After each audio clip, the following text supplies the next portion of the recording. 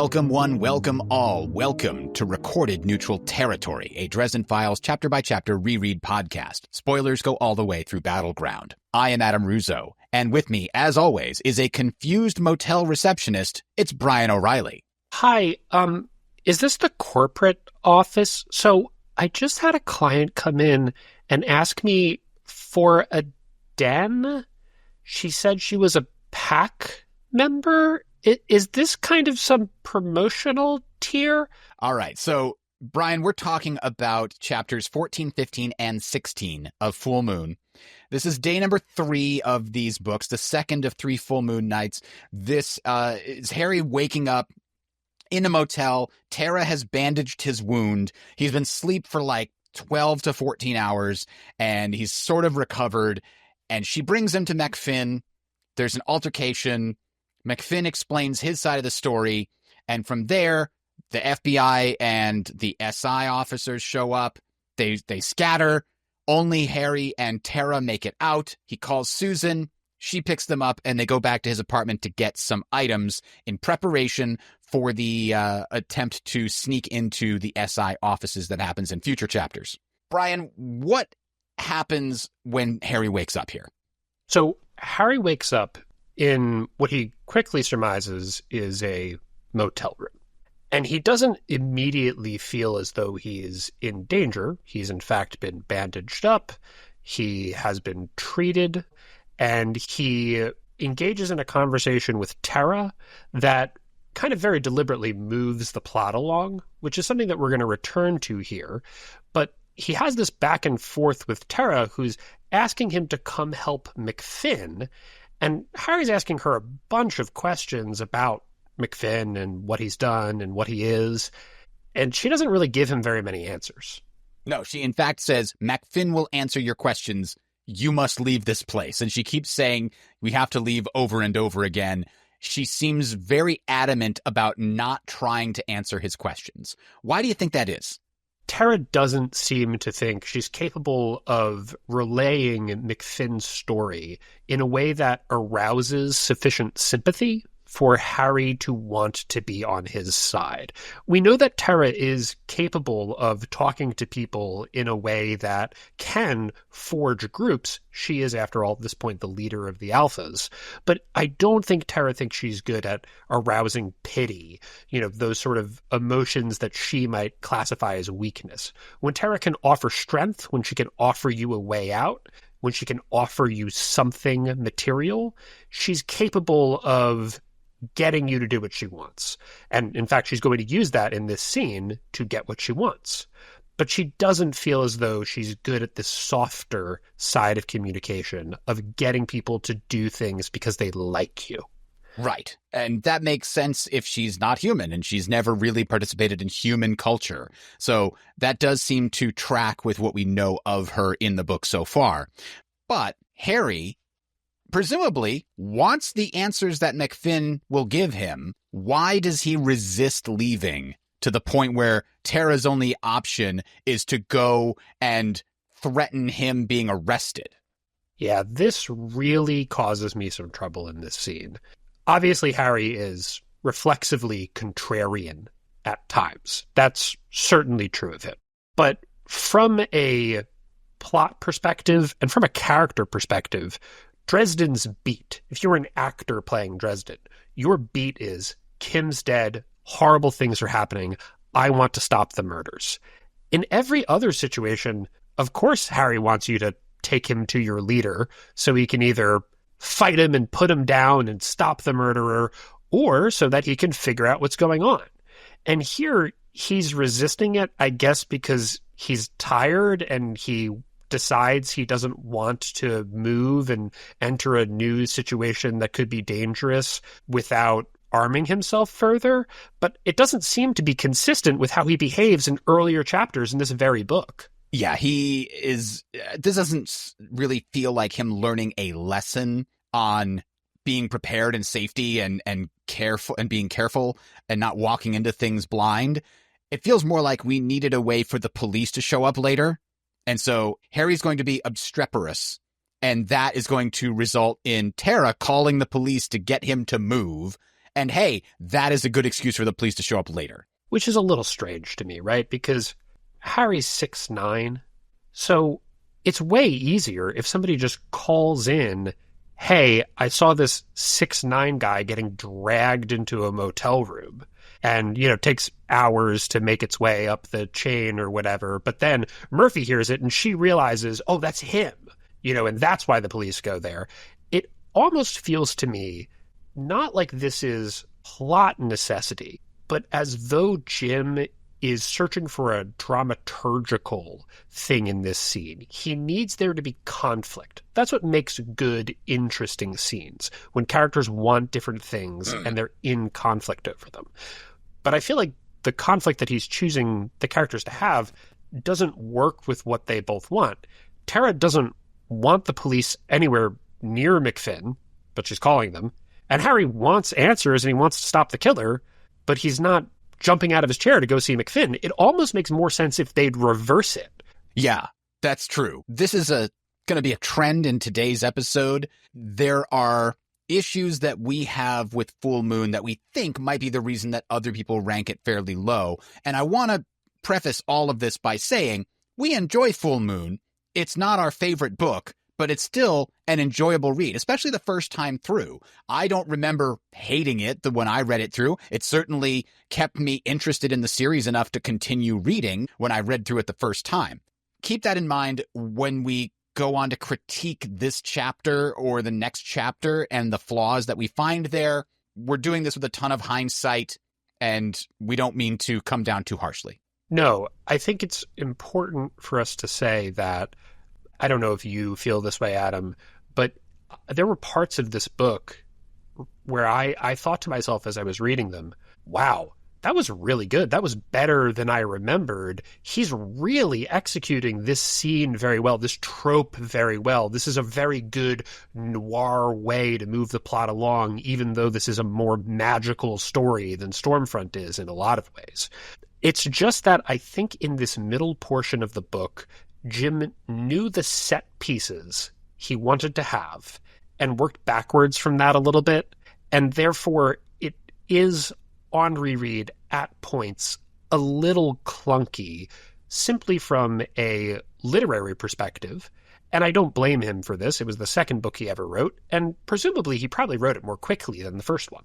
Yeah, that definitely feels like the case here. Anyway, that having been said, at the end of this chapter, fairly short chapter, where Harry finally agrees, okay, fine, take me to MacFinn now that you've sort of blackmailed me into leaving by calling the cops. Harry and Tera wind up at Wolf Lake Park. She says he's here somewhere. Then she gets pulled up into a noose trap. Number one, why did MacFinn set a noose trap near where his camp was on the hopes that somebody would happen to walk into it? That feels weird. And then he comes out of nowhere, like as if he's wearing a ghillie suit. Like it's kind of described like he comes out of the leaves where below Dresden, punches him in the jaw, and then grabs him and says, "Got you, I got you." Who does he think he's got at this point? At next chapter, he says, "Sorry, I didn't know who you were and I didn't see Tera with you." I just don't understand. Does he think this is a random park goer that's just hiking through the park and he's attacking them? For what reason? What is going on here, Brian? So I think it has to be the case that MacFinn knows there are people sabotaging his circle, working against him, trying to get the Luguru rampaging through town. It makes sense that MacFinn would be trying to do some counter surveillance, some, counterattack against those people. And he doesn't necessarily know who they are or how many of them there are. So it could be two people walking up to him. But that's where this kind of falls apart, right? It could be anybody walking through the park. Why would the people working against him know he was there? If they did know he was there, why wouldn't he leave? Does he think he can take all of them as a human? He has no idea who they are, how they're armed, what they're doing. So I understand the idea that MacFinn is trying to go on the offensive against the people who are tracking him. But this just seems to be a little bit of a clunky way of showing that he's trying to take back the initiative. I think the way that you just explained it is probably the best Watsonian explanation we can get for this. But from a Doylist perspective, it almost feels like Butcher was just like, oh, I need a little more conflict here. Let's have a misunderstanding where MacFinn attacks Dresden without really thinking it through, like, why would he be attacking Dresden? Yeah, and that's, I think, the overarching critique of this section of Full Moon and a little bit later in the story, but it's really only this bit. Jim is excellent in the Dresden Files as a whole at keeping characters from looking like they're passing the idiot ball around. Mm-hmm. And that doesn't feel like what's going on in this chapter. But that critique is more applicable to this part of this book than just about anywhere else in the story. Yeah, and for those unfamiliar with the trope called the idiot ball, if you've ever watched a TV show or read a book, it's more prevalent in TV shows where a character just starts doing something that's way dumber than they normally act. They just, for some reason, become a lot more incompetent in this one scene, and it seems like it's only so the plot can go in a particular way. That's called the idiot ball. Bad writers for TV shows will come up with interesting plots and then force the characters to fit into those plots by making them act differently than normal. So when one character does something dumb, then the idiot ball gets passed to another character for the next episode in order to create drama. Generally speaking, those are bad TV shows. And that's usually used in a derogatory way when people say that somebody's, passing the idiot ball around within the story. So that's what it feels like is happening here. And again, it's not as bad as it is in the worst TV shows that I've ever seen, but it does feel like it is happening in the background here. So chapter 15 transitions quickly to MacFinn and Tera, mostly MacFinn, explaining their side of the story. And here's where we get a lot of information that does prove to be true and gives us enough to understand, to a certain extent, what's actually been going on in the story if we haven't already made these guesses. I think this is a good place for this to happen. This does need to happen in this part of the book. So I really like what Jim is doing in terms of waiting until the middle of the book to drop enough for us to start figuring out what's really going on. The question is just about the execution. So Harry gets out of the confrontation with MacFinn by hitting him with some electricity. It's actually a spell he casts without words. I think this is the first mention of wordless casting having a negative effect on the person using it, and it does in this scene with Harry.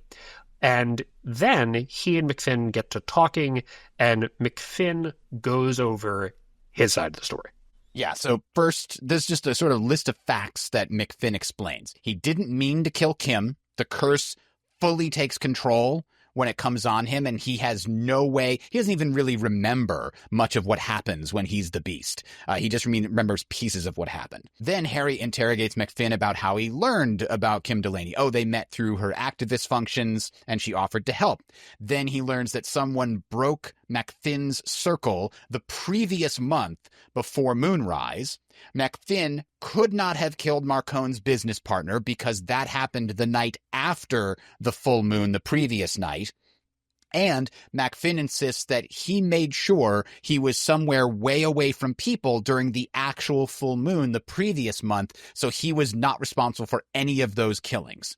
So after explaining all this, if MacFinn is telling the truth, which we know because we're rereading it that he was not responsible for any of the murders the previous month, and the only murder he was responsible for this month was Kim Delaney because she was trying to help him contain himself in a new circle. He also doesn't know who broke his circle, and he doesn't have much contact with the supernatural community. He just tries to keep his head down and hide what he is. And like we said, this is all true. We know that. But Harry very reasonably doesn't. It makes sense for Harry to not just interrogate MacFinn to get this information, but to be unsure as to whether he believes MacFinn. But before we get to that, we just want to touch on a question that MacFinn poses to Harry. MacFinn asks him, "Have you ever been angry, Mr. Dresden, so angry that you lost control, that nothing else mattered to you but acting on your anger? And Harry answers, once.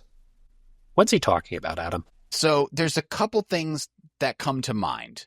Number one would be the fight with Justin. We still don't have the full details of how that explicitly went down. We get the full story of his confrontation with He Who Walks Behind during his discussion with Leah in Ghost Story, but we don't ever really hear what happened when he actually went and confronted Justin. So it could be that he was super angry there about the betrayal that Justin, who he looked up to as a father figure after a horrible time in the foster care system, that seems like it could be enough to cause him, especially a teenager, to be so angry that nothing mattered but his anger. And maybe that's what allowed him to overcome Justin in that moment. That one seems to be the most plausible to me. But Brian, what about this one? What about in Stormfront when he was thinking about burning down the house that contained Victor Sells?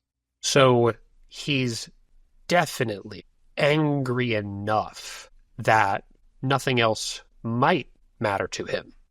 But we know ultimately there were things that mattered more to Harry.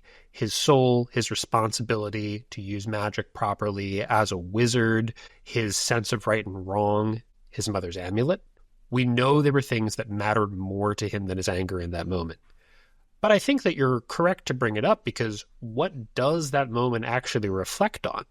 He thinks about using the dark power gathered at the Sells house to burn it down because it's something he's already done to Justin, presumably. So I think it's gotta be that scene with Justin.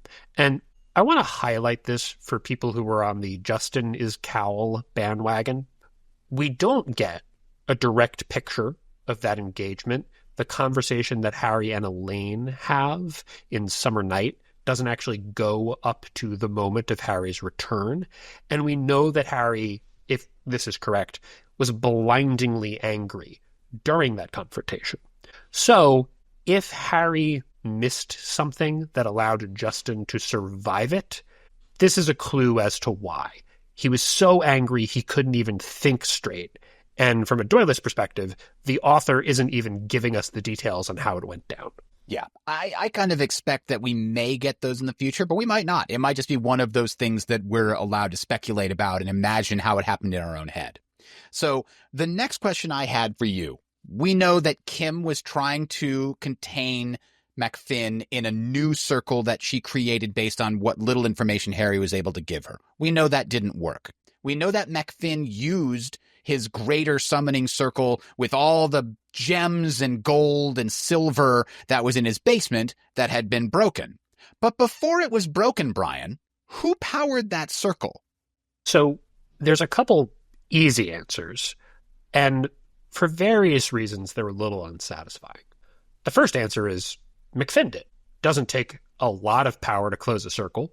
This is obviously a major league circle, but on the nights of the full moon, MacFinn is major league powerful. Maybe he gets access to a little bit of that before the full moon actually happens. There is precedent for this in Demon Reach, which uses the power of the beings to keep them contained. Yes, so that's totally plausible.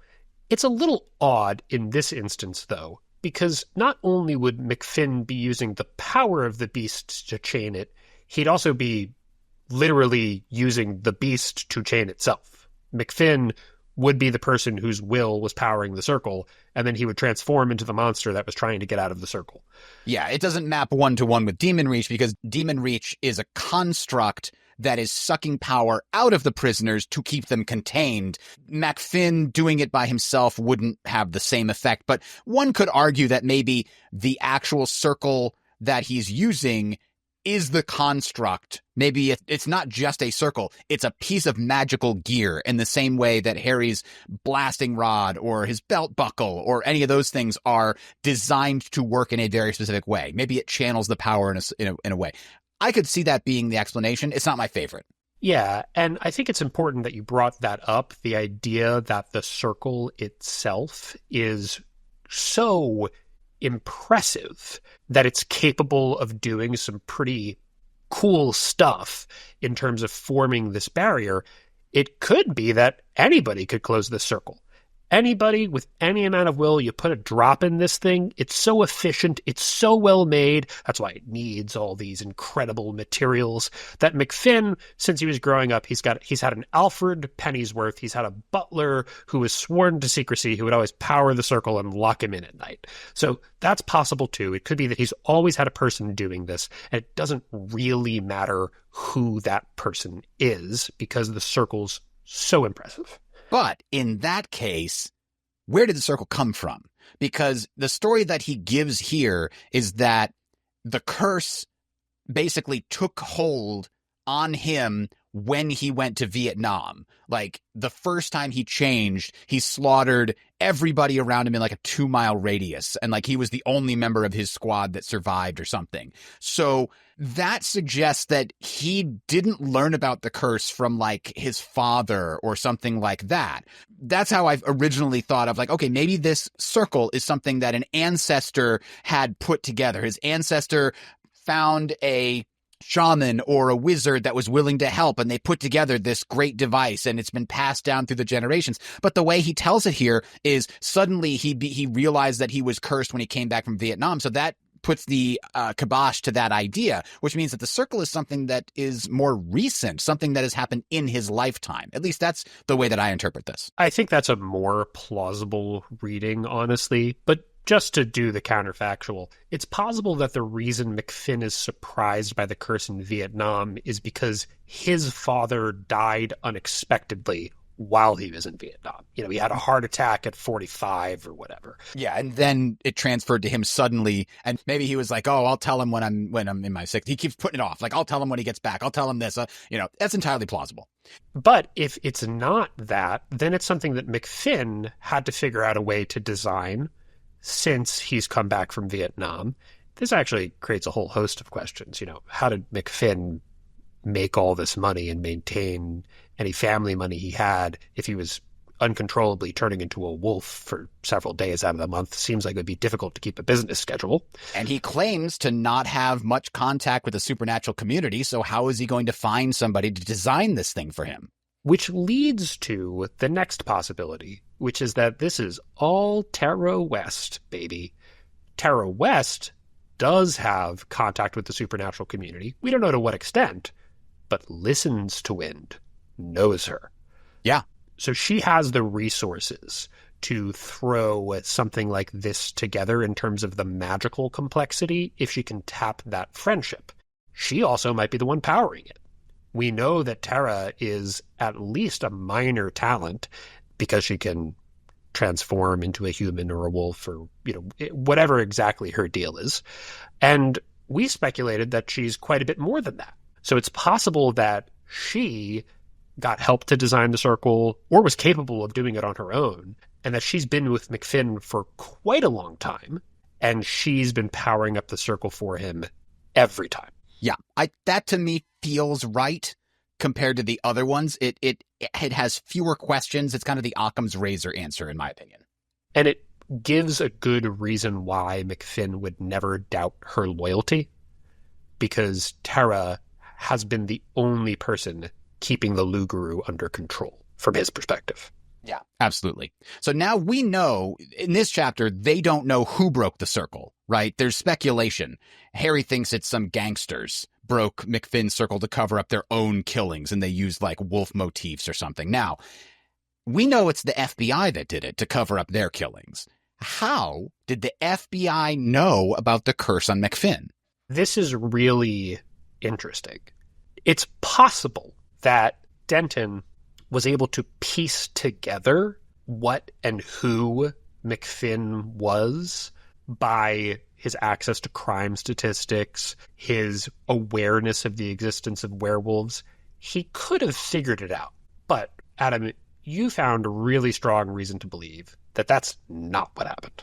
Right. So in chapter 30, and we're going to do a lot of speculation about who this is later, but in chapter 30, Denton says, quote, "After the deaths, I was warned about a governing body, a sort of magic police, the White Council, and that you worked for them," unquote. Who warned him? We don't know, and we're going to have fun speculating about that when we get to chapter 30. But for right now, I'm going to speculate that whoever told him about the White Council is also the one who tipped him off about the Loup-Garou. The real question is, why did they wait until after the deaths to tell him about MacFinn and the White Council? And we're going to tease that here because we think it reveals some things about the person who did the tipping. So turning back to the story, Harry has formulated 3 possibilities on the basis of the information he gets from MacFinn. And we're going to go through these possibilities quickly, and then we're going to discuss whether they make sense from Harry's perspective in this moment. First, MacFinn is truthful. Gangsters broke the circle to cover up their own killings. But if he's not, MacFinn is the killer trying to make it look like he was framed. But if that's what's going on, why put yourself in a position for it to seem so obvious? Option 3, did Tera betray MacFinn, possibly to Marco? And that's, I think, the most interesting one. And while he speculates out loud about the first one, he's like, let me give you a theory. And then he lays out the idea about the gangsters breaking the circles to cover up their own crimes. But then we get his inner monologue. Like, what if he was lying and all of this had been by design to fool me and the White Council specifically, to make it look like a really good cover up? And then he continues to think about, but what about the Marcone angle? Could Marcone have done this? No, it's not his style. But maybe Marcone found out about it from someone else. Tera, what's her deal? And then he has a bit of a hunch. And he asks, how are Billy and Georgia doing? And he watches for MacFinn's reaction. And MacFinn clearly has no idea what he's talking about. And so that gives him some more information. Like, Tera is hiding something from him. Maybe she's hiding more than just the existence of the Alphas. Maybe she is somehow betraying him to someone else, whether it's Marcone or somebody else. Now, MacFinn is truthful. I don't want to discuss the first one in full. Is it even remotely possible that MacFinn is the killer at this point? Like, that supposition, should Harry really give any weight to it? I don't think so, mostly because I'm pretty sure that what MacFinn states here is perfectly congruent with what Bob gave him about Loup-Garou, and that they only transform on the full moon and the night before and the night after. They don't go to the 2 days out from the full moon. Therefore, at the very least, MacFinn definitely didn't kill the business partner and definitely didn't kill the gangbangers that were on the 1st and 5th days of the previous month. So that lends some weight towards believing MacFinn. And it seems like Harry gets a pretty good hunch about people, and he seems to want to believe MacFinn here. Yeah, I think that's right. I think that Harry's feel for the situation plus the facts that McKinn relays make way more sense than the idea that MacFinn is somehow killing people on other days when he's not a Loup-Garou and using his Loup-Garou-ness to cover it up, but he's got to come up with a way to... It's just such a convoluted story, and MacFinn doesn't seem like that kind of guy to Harry. So that leads me to ask, okay, Tera's doing this, let's say. She's betraying him. Is the reason to ask about Billy and Georgia that the Alphas are part of Tera's plot to mess with Marcone's business and holdings? I don't know that it's fully thought through. Specifically, Harry, like, he's just coming up with who benefits, right? He's trying to see from different angles. And I think it's very clever the way that Butcher put together this third possibility of maybe Tera isn't being as truthful as maybe she isn't someone that we can really believe. He proves right here in this scene that she's keeping secrets from her fiance, and maybe there's more secrets than just that. And that I think is the most successful part of this chapter. I really agree that this theory is plausible, at least where we are in this scene, because Tera also called the cops, which makes zero sense if she's trying to keep MacFinn from getting caught, but makes a lot of sense if she's trying to betray him. So that all fits nicely.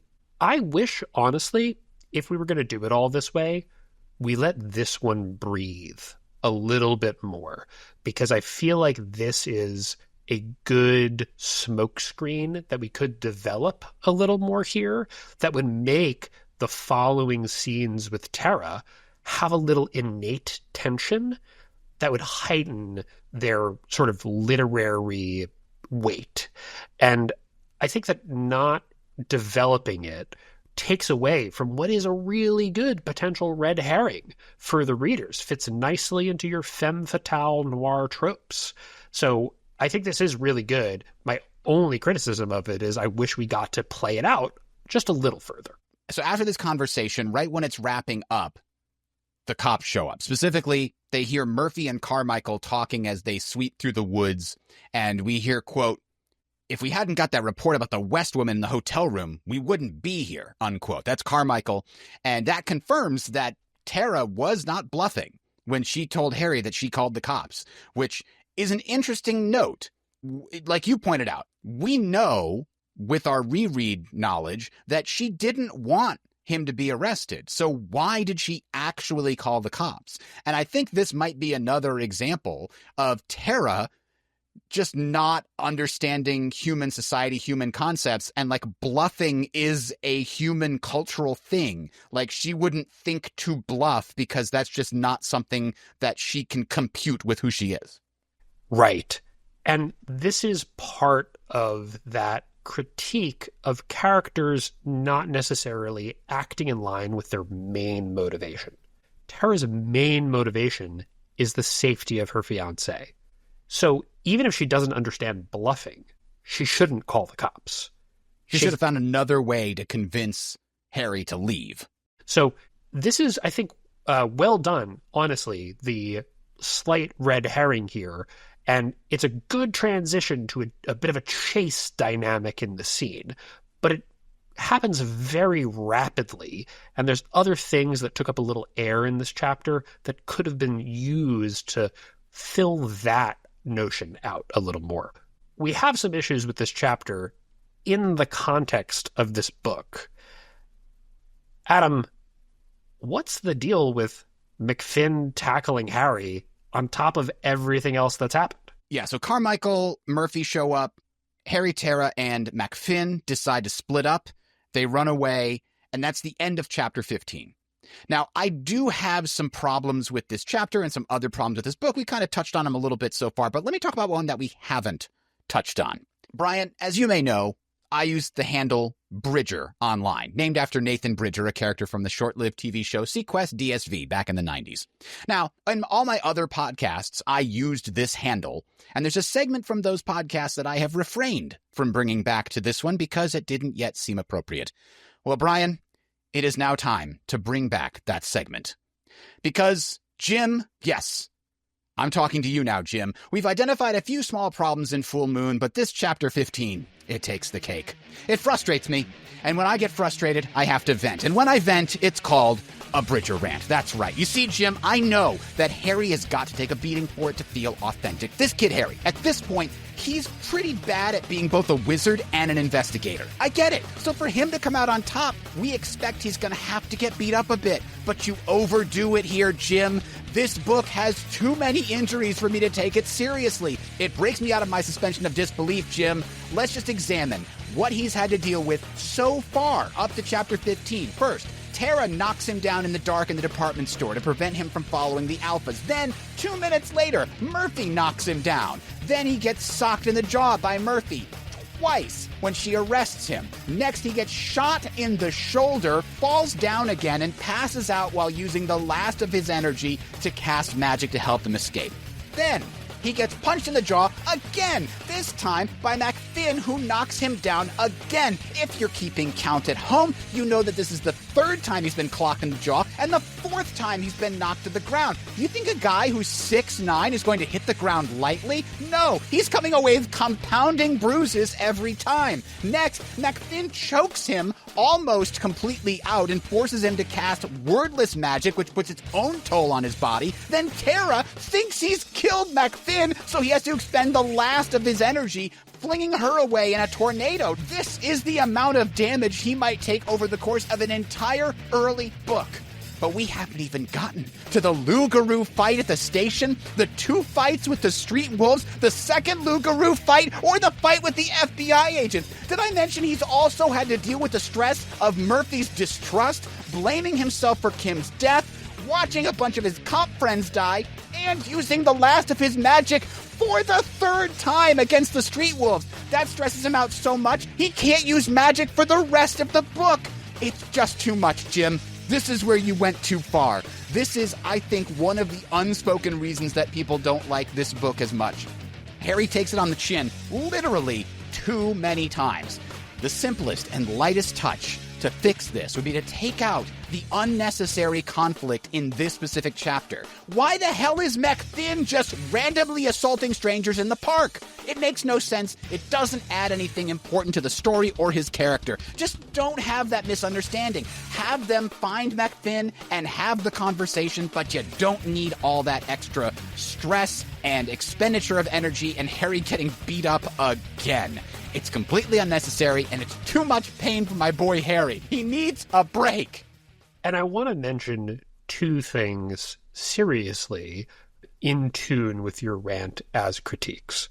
First, we know that the point of this is ultimately to give Harry a reason to be truly tapped out in the last fight. And that's something that Butcher wants to do in this book. It is not a bad narrative element, but we just think that you didn't have to kind of go so far to make that reasonable.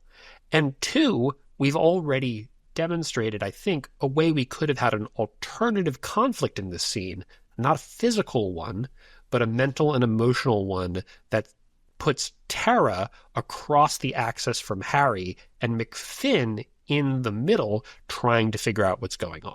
In addition to that, as a separate critique, this chapter brings with it a lot of little plot holes that make me feel like ultimately this scene, this section, shouldn't really be in the book at all. This chapter could have egocentric reasons for the characters to have conflicts with people who should be on their team. And I use the word egocentric because that's a psychological concept that describes a situation where your feelings, whether they are well-founded or delusional, are in keeping with your character and your self-image, and we can extend that to your actions on those feelings. Here, the characters are acting ego-dystonically. Tera's main motivation, keep MacFinn safe, but she calls the cops into the general area. Harry's main motivation, stop the murder, but he doesn't want to go see the prime suspect. So I'm going to propose a different way we could have done this at the end, but I want to do the full list of little issues with this chapter to show why I think that might be necessary. The first simple question I have for you, Adam, is why is MacFinn still in Wolf Lake Park? Yeah, presumably he woke up at dawn-ish or shortly after dawn and then just made a camp and stayed here until 4 o'clock in the afternoon. He is being searched for by the cops, but I guess maybe he has nowhere else to go. It still feels weird. And that's especially strange to me because there's one of 2 things that are going on. Either one, this is a prearranged meeting spot. Okay, in that case, why doesn't MacFinn's go bag in the park include 20 grand in cash for him to go buy a used car and drive into the woods? If the whole point of this stratagem is to get Dresden to hold MacFinn, then, well, why does it have to be here in a public park? Isn't there any place MacFinn could have purchased through a shell company to go to for that to happen? And what if Harry doesn't agree? Are you just going to transform in the city again? Doesn't make a lot of sense. And by the way, speaking of transforming in the city, Brian, why did he only kill Kim Delaney? Wolf Lake Park is not in the middle of nowhere. It's surrounded by suburbs. So even if his house was right near Wolf Lake Park, why did the beast stop at 1 death that night? That is completely inconsistent with what Bob explains to us in the 7th chapter. Moreover, it's inconsistent with what happens this very night. The Lugaroo doesn't get out of the cell and then wander off to the park. It goes on a killing spree, and the only reason it doesn't keep killing after Harry blasts it across the street is that he slaps a binding spell on it so that it can't see very well. So the only possibility I can see to make this make sense is that actually, as we speculated, Kim is a little bit more powerful than Harry is suggesting. And when the circle fails, she actually does hold the Lugaroo there for hours maybe until she finally fails and is killed. And that would be really cool. So we should find that out. And then we already talked about why does MacFinn attack Harry. That doesn't make a lot of sense at all. Moreover, it's so confusing. I don't think I ever noticed it before, but this reread, I was paying closer attention. So the cops show up, Tera and MacFinn and Harry are trying to figure out what to do. And MacFinn says, let's split up. We all go in different directions. The first one that gets discovered puts up a fight and gives the others a chance to get away. Harry is adamant. He says, no, MacFinn, you've got to stay with me. I can make a circle with some sticks and dirt if necessary, but if I'm not there, I can't hold you when the curse takes hold later tonight, unquote. Then, not 30 seconds later, Tera rushes off to be the distraction. She's trying to sacrifice herself to some degree to help MacFinn get away. Great. That works for her character. But then Harry, after she does that, you would think Harry said, come on, MacFinn, let's go. Instead, he says, split up. And they run in different directions. Harry just made a very concrete and good reason that they should not split up. Tera says, okay, that's a good plan. I'll be the distraction while you guys get away. And then Harry splits up for nothing changed his mind. Nobody disagreed with him. I don't understand what happened there. And perhaps because we get a little bit more information about the search pattern in those 30 seconds, Harry's reasoning is, well, this maximizes the chance that one of us gets away. But why does that even matter? One of you getting away doesn't help anything. It's not like the three of you are on some mission where one of you has to kill the Dark Sorcerer. The thing that needs to happen for anyone to be saved is that Harry and MacFinn have to end up together. This doesn't maximize the chances of that happening. He does tell MacFinn, meet me at the gas station afterwards. But does MacFinn have a better chance of getting away on his own or with a freaking wizard? And if MacFinn does have a better chance of getting away on his own because he's an ex-soldier and a woodsman, then bring the wizard with you and help him get away. Yeah. So it just doesn't seem to work on the basis of, as you said, Adam, the very plan they just outlined literally within a page. In addition, we know because we see on page the rapport of a gunshot. We know that somebody is out here shooting. Nobody yells afterwards, don't shoot, we need to take them alive. Makes sense. These people are dangerous, murdering, psychopath serial killers. If you have to shoot them, shoot them. The FBI and Agent Ben are there. Harry remarks on hoping that Tera doesn't run into Ben. So why doesn't the FBI just shoot MacFinn?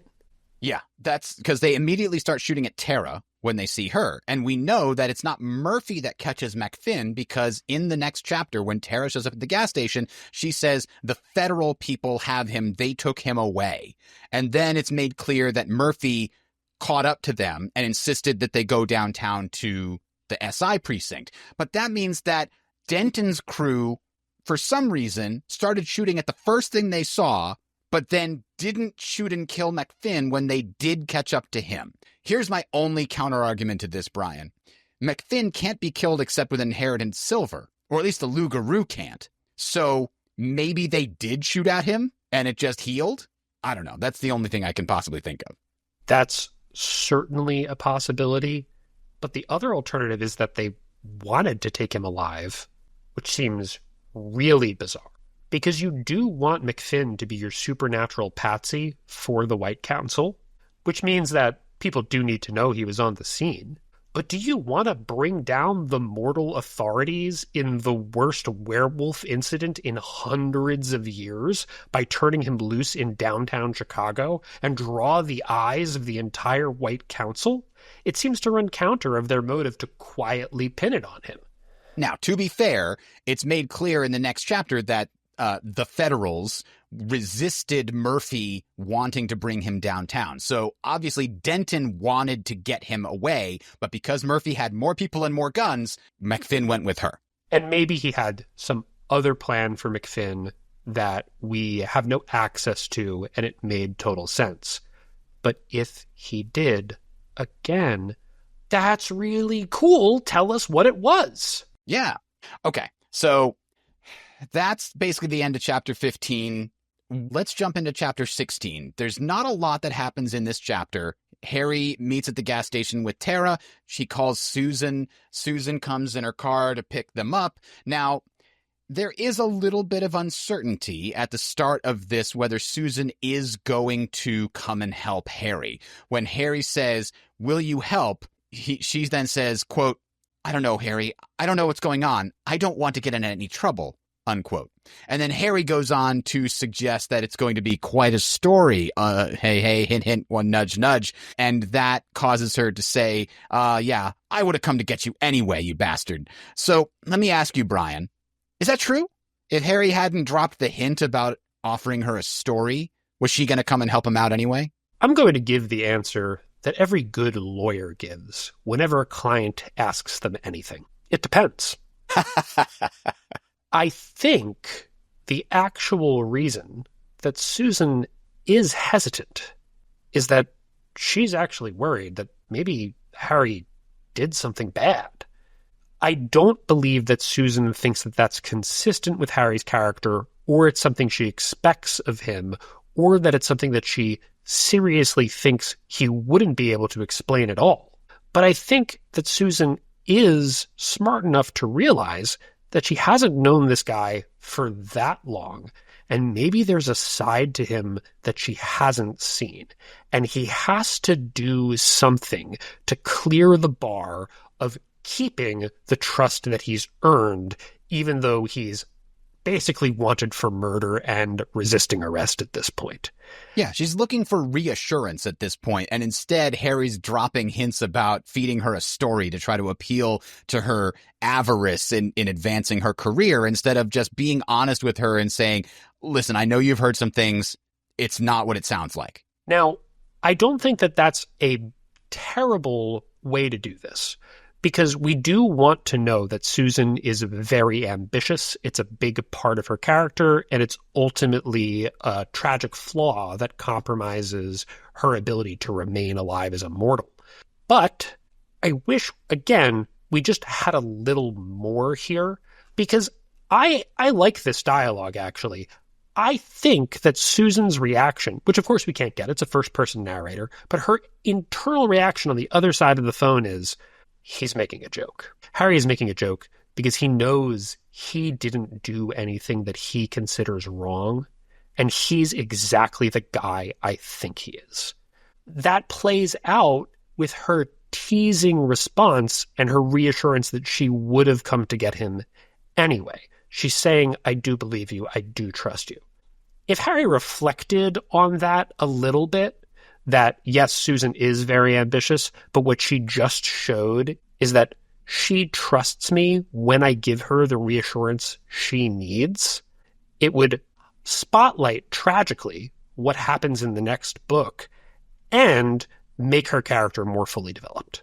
Adam, do you think this scene reads that way as it is, or for that to be successful, if you think that's what Butcher's trying to do, did he have to give us a little more? Think it can be read either way. The fact that she's hesitant there, and then as soon as he drops the word about a story, she's like, oh yeah, story, huh? But it does also feel like a rhythm that they've gotten into in the past. Part of their sort of flirty behavior their entire relationship started as, you can give me if you give me a story, then maybe we'll see where the night takes us, you know? And then, of course, the first date was a crazy story. And then they continued their relationship from there. So because it was sort of forged in that flirty, I'm going to pump you for information and then maybe some more, then that essentially continues through to this point. And so they have that rapport where, like you said, he's giving that same back and forth they always give as a reassurance that nothing's changed, that I am who I always was. Yeah, I think this is a younger man actually doing something that does really illuminate something cool about this relationship, but not necessarily executing it in a way that allows every reader to walk away with that perspective. And I think that's okay. It's okay for that to happen in the story. It's okay for people who are digging a little deeper to have a different opinion than people who are just reading the surface text. One of our complaints about this set of chapters is that there's a little bit too much of that. And we're going to get to another example as we close this one out, because Tera shows up with the news, as we discussed, that MacFinn was taken by the feds, and Harry makes the plan. I'm going to have to sneak into the precinct because I have to hold MacFinn when he transforms. Susan arrives and brings them to Harry's apartment, which is being watched by the police, predictably, and Tera distracts the cops. Adam, how'd you like that ploy? So it feels like the trope where the woman just says, "Tee-hee, I'm pretty," and so that will distract the opponent. And it's not the woman overcoming adversity using cunning or guile or determination or any other positive feature that you might have in a male hero. It's just, oh, she's pretty, and that's all that matters for this distraction. That has been done and done over and over again in so many different things. But here, it's a little different because the character has no image of themselves as a human. They don't have a taboo about sexuality or nudity at all. This is assuming we take at face value that she is a wolf that transforms into a human, or some kind of a spirit that just has no concept of the human sexuality and taboo culture. That gives it a completely different spin in my head when we read that she doesn't mind doing this because it literally means nothing to her. It'd be like, if I, clip my fingernails, it completely distracts this alien race. I don't know why they think it's so weird, but I'll do it. It's not a big deal, right? It's just is so alien to her that it's not as objectifying in this specific instance with all that context. I completely agree with that. When a character is using their usually feminine wiles to distract some figure that needs to be gotten out of the way, like Lara with the Einherjar in Peace Talks, they're being very cunning. It involves sneaking around. There's sort of a whole ploy built around it, and that exhibits some guile on the part of that character of knowing exactly how to do it. Tera is ridiculously brazen with what she does, and it works because she's not, strictly speaking, human. But I do want to say, Jim could have just had her walk out of the car wearing nothing but a trench coat, and oops, it falls off, and now there's this naked woman walking down the street. Maybe she's drunk, maybe she's whatever. That's going to get the cops to look. It might even get them to come over more than someone staring directly at them as they do an animal mating dance on the ground. And it's a little bit less fan servicey. It feels a little bit less like a softcore shoot or something. So I think that because of a couple other things we're going to discuss, it would have been better if this was toned down a little bit, but it does fit with Tera's character that she chooses this method. Yeah, I think that's overall, it's a little bit more graphic than it needs to be. Now, after, of course, the actual distraction does work, Harry's able to go in, get his staff and some coveralls that Mike had left in his beetle by mistake, and then basically put it all together into a disguise along with the potion that's going to allow him to sneak into special investigations. But let me ask you one more question before we end this discussion, Brian. What's Harry's plan for the next couple of chapters? Okay, say he gets in before MacFinn changes, and he's able to get into the cell block with MacFinn. What does he do? So I initially thought, and it was part of my critique of this chapter, that Harry was going to try to bust him out and take him somewhere he could hold him. And I thought, that seems pretty outlandish and crazy, even for a desperate plan. But I think you came up with a much better reason that Harry might be trying to sneak in, not to break MacFinn out. No, I think what he was trying to do is he was going to get into the cell with MacFinn, set up the circle, and just hold him there overnight. And whatever consequences he would have to face with Murphy wouldn't matter if he could save everybody from MacFinn. He'd deal with tomorrow. What's important right now is getting MacFinn into a circle. And the way I do that, for sure, is sneaking in with this potion. I can't rely on convincing Murphy right now. I broke her trust too much recently, so this is the only option. And I figure he's like, I'm going to get discovered in the cell eventually, but if they see me holding MacFinn, this giant beast in a circle, they're not going to stop me from doing that. At least that's probably his hope. And that's why I let my critique of the characters acting in concert with their motivations and with their knowledge really to just chapter 15. Because when you said that, now I feel like that's Harry Dresden again. That's exactly what he would do. It's a self-sacrificial plan that really does have a shot of working because, of course, somebody might tackle him if he starts doing magic in the jail cell, but he's got the blending potion on, and if MacFinn transforms, is anybody coming anywhere near him? No. So he's got a plausible way that he could pull this off. And we just want to set that up for the next chapter because, of course, Harry does arrive a little too late, but that explains why he's going in the direction he's going a lot better in that scene than the alternative that I initially thought of when I read that chapter.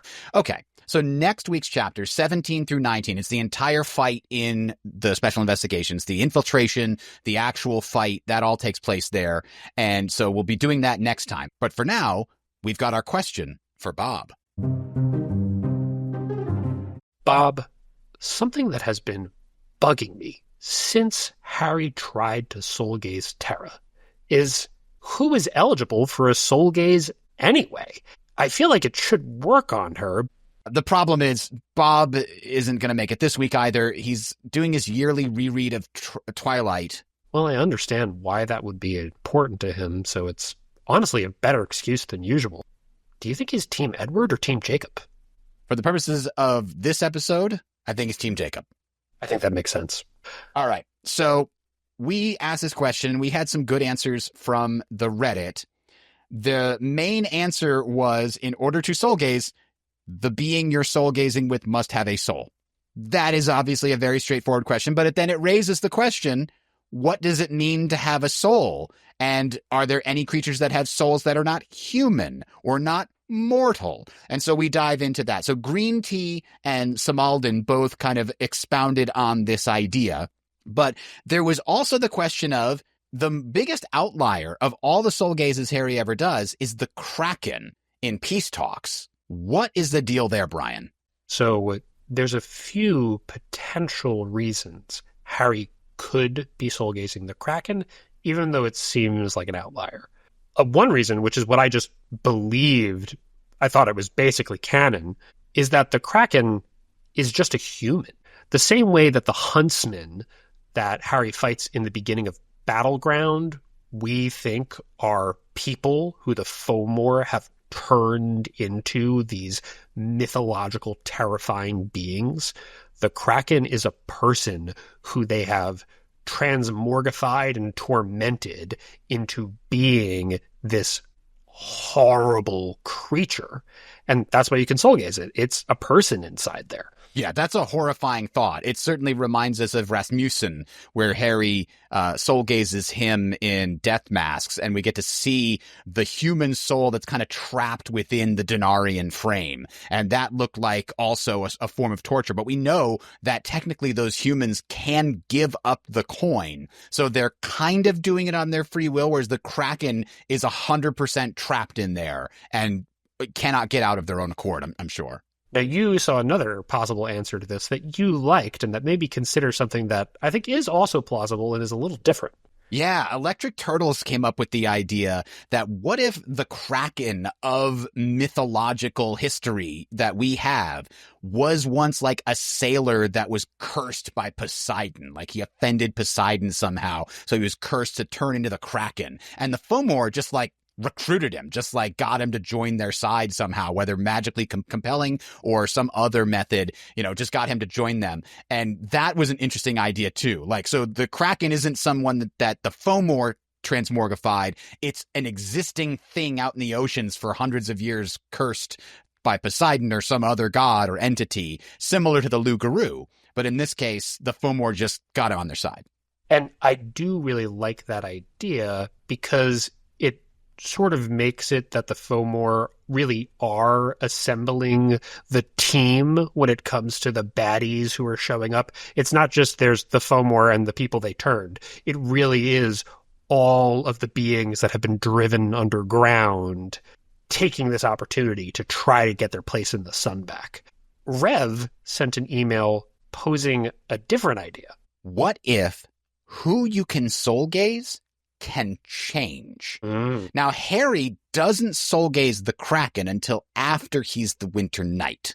So Rev suggests, what if taking on the mantle of the Winter Knight shifts Harry's soul to be more Fae-like and allows him to actually soul gaze Fae creatures?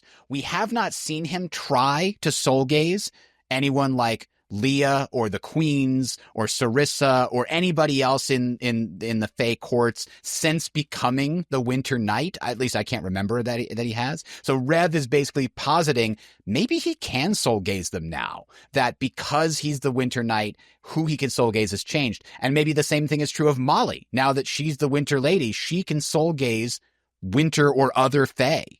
Yeah, that's really interesting because it dovetails with one of the things that Samaldin mentioned. He said that Tera can't be soul-gazed by Harry because you have to have a human soul for a human wizard to soul-gaze you. It's not just whether or not you're immortal, it's that you have to be the right kind of mortal. And it would make sense that Harry is now capable of gazing beings that the average wizard can't because he's no longer just a human. I think that's really interesting.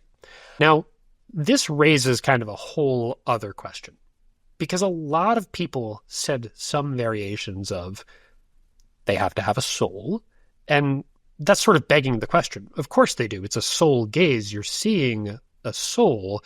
You're sort of assuming what your definition of soul is in that answer. You're retrofitting it to exactly who can be gazed. Thank you for using begging the question correctly, by the way.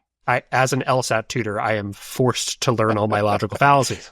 Every time that Harry says, that begs the question, in my brain I go, no, Jim, it raises the question. It doesn't beg it. Okay.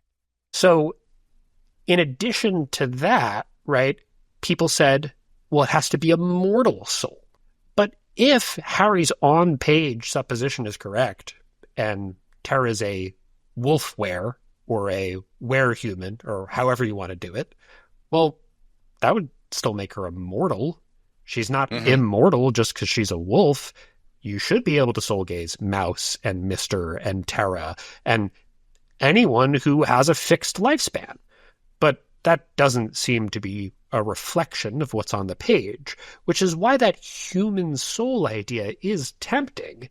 But we know that that's not strictly true either.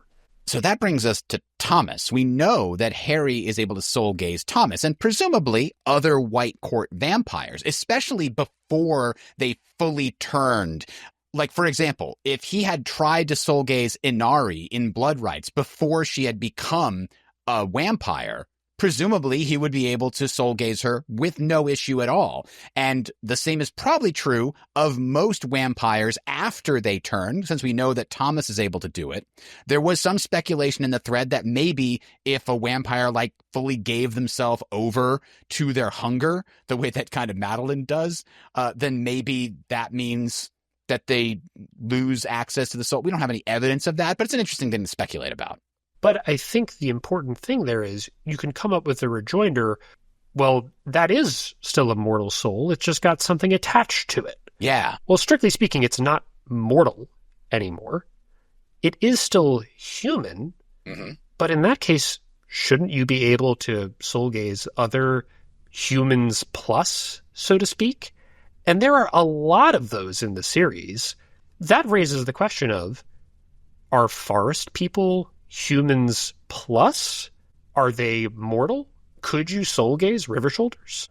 Yeah. And I mean, for example, blood on his soul, it's literally right there in the name. They seem to imply when they gave him the name that they do have souls. But again, this might be a situation of humans gazing humans works, but maybe humans gazing non-humans doesn't. Like maybe a shaman of the forest people would have a version of soul gazing that would work for their own people, but Harry couldn't. We don't have any direct evidence of that being the case, but it certainly seems plausible. And it's notable that he never gets away from the Genoskwa by gazing in its eyes and stunning it that way, which he's done in the past.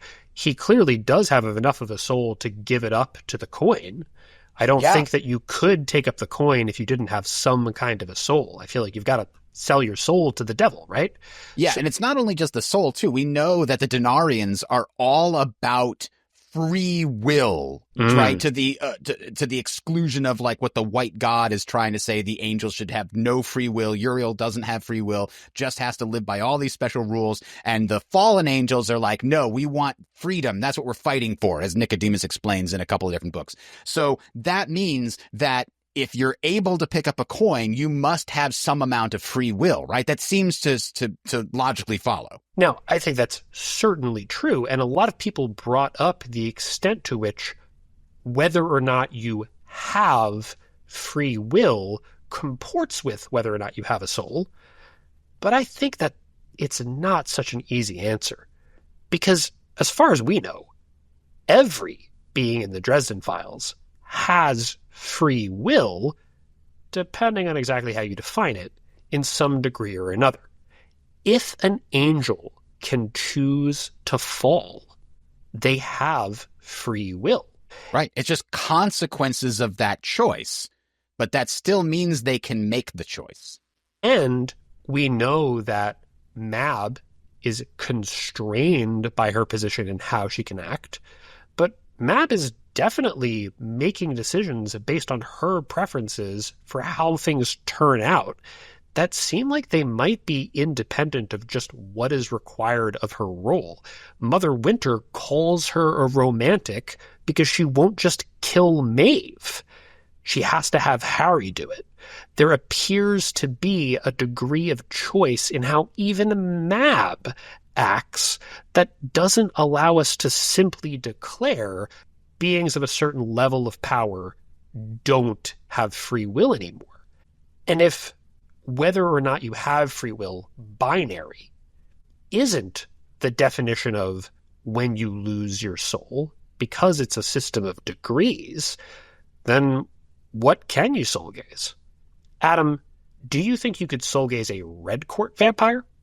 I don't think so, but again, I don't think that's because of the free will argument. I think when we first started discussing in the first book, we were wondering, when does a red court vampire sort of lose their humanity, right? When they turn. And one of the things that people speculated on is maybe what a red court vampire is like your soul is gone from your body and the demon monster inhabits the place where your soul used to be. I did kind of like that as an interesting explanation for like what makes this body a body. Like you still have the memories of that you were when you were a human, but your actual empathy and all the things that make you human are gone now, taken over and replaced by this demon thing. So to me, that suggests that you would not be able to soul gaze a red court vampire, though I don't think we ever saw any explicit examples of trying. I agree with you, though, because I think it would have happened to Harry if he could have. Now, I was of the opinion that red court vampires sort of have the humans still chained in there, forced to witness what is happening. Much like the Denarians, but maybe more explicit. Yes, and I think that's why it's perfectly congruent, because the Denarians' host can theoretically give up the coin, but once the red has you, it's over for you. You're in your own personal hell, and that's why you can't be gazed, because you're locked away, in my opinion. Yeah, that's entirely possible. Now, we have some other candidates. Could Harry soul gaze Sigrun Gard, a Valkyrie? I'm guessing not considered mortal, because she's probably been brought back from the dead by Odin's power, so maybe not considered mortal. Seems to still have some member of free will. Valkyries are known as the choosers, so maybe. But what do you think? What about Valkyries and Einherjaren? So I really like this, because I think for Einherjaren, the answer is clearly no. You can't soul gaze someone who's dead. You can't soul gaze a ghost. And effectively, Einherjaren are revenants.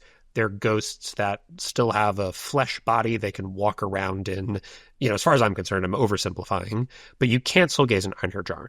But I think the question of whether you can gaze a Valkyrie is a little bit different, because one thing we know about Einherjaren is you can't make someone an Einherjaren. You can't make Hendrix an Einherjaren until his memory has faded from the world of the living. People have speculated that restriction might not exist for Valkyries. That's the way Murphy could get back into the story. If you're a Valkyrie, you're a different order of thing, and perhaps you can come back even if you're still remembered, because it's a different job, it's a different transformation. And if that's true, perhaps you could gaze a Valkyrie, because perhaps a Valkyrie is alive. They're just alive in a new way. They're more like a white court vampire who's tapping into their demon power than they are like a black court vampire, which is just a dead thing that I don't think you can gaze at all. Something else came to mind. In Summer Night, Mab shows up in disguise to Harry's office and actually tries to get him to soul gaze her. But he kind of figures out that she's not who she says she is, and he tries to stab her with a nail as a litmus test, basically. Hey, just touch this. Just touch this. And he kind of figured out that she was a fairy, probably because of glamour or something to that effect. So let me ask you, Brian, what would have happened if Mab had gotten Harry to soul gaze her? If she was asking him to do it, presumably it's possible. I think there's only one of two interpretations. Either one, it's impossible, and if he tried to do it, failed the test, moving on, you're not worth my time. Or two, it is possible, and that's exactly why she wants him to gaze her, because if he does, he's going to be completely overwhelmed and really easy for her to enthrall. That's definitely possible. We'll talk a lot more about that when we get to Summer Night. All right, I think that's going to do it for the discussion here. We don't obviously have a lot of answers for you. It's entirely possible we'll get more on soul gazes in the future. We'll probably almost certainly see more examples of this in the future. Next week's question for Bob, however, is it's not a question, so to speak. It's more of a character profile or a character dossier, as it were. Next episode, we're going to see Carmichael sacrifice his life to try to save Murphy. And it's really the last time we see Carmichael for quite a while. We do see him come back briefly in Ghost Story, but we thought we'd want to take this opportunity to talk about the character himself. Some examples are, what do you think of Carmichael as a character? Do you like him? Do you respect him as a character? Do you think Jim used him well? Were you upset when he died? Did you want to see more of him? What happens if Carmichael doesn't die here? What kind of future do you see his relationship with Harry? Does he become an ally the same way that Stallings does in the future? Or does he continue down more of a Rudolph path where he continues to be a skeptic? And feel free to compare and contrast Carmichael to other characters, even if we haven't done one of these dossiers. I think an interesting question raised by this book is whether the characters of Carmichael and Kim Delaney have similar functions narratively. Or does the fact that we get to know one a little bit better or a little differently mean that he's serving a different purpose? And how did you feel when he showed up in Ghost Story? So yeah, anything and everything to do with Carmichael, all your thoughts on the character, how well they were used, etc. That's what we're going to be talking about next time. We're going to do a lot more of these, but we're going to try to fit them in where it feels narratively appropriate. We haven't really seen enough characters interacting with Harry enough to have a lot of these, but for sure we're going to do one on the Alphas, we're going to do one on Murphy, we're going to do one on Thomas, we're going to do one on Lara, but we're going to do those a lot later in the series as we work our way through. And we're certainly going to do dossiers on important characters when they exit the stage, at least for a long time. So I think that means the next one on the offer is probably going to be Bianca. Yeah, we'll definitely talk about Bianca, even though we've only seen her in 2 books. Same thing's true for Carmichael, essentially, except for that little stint in Ghost Story. That's going to do it for us tonight. We'll see you next time. Thanks for listening. Please direct any questions or topic suggestions to mac@rnt.fm. That's mac@rnt.fm. Recorded Neutral Territory is licensed under Creative Commons Attribution Non-Commercial 4.0.